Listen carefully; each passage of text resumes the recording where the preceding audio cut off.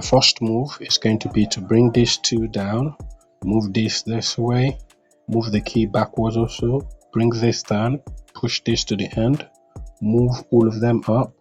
Now move this and this towards this direction, bring this completely down, push the key a bit forward, push this forward also, move this up.